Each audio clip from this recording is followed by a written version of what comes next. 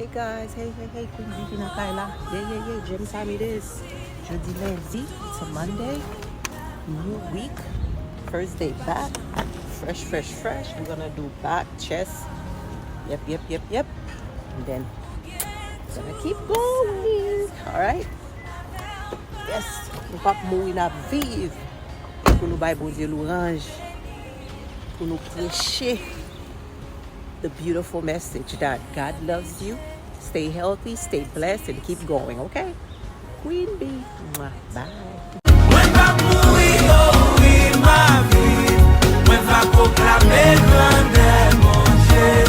C'est pas un hasard.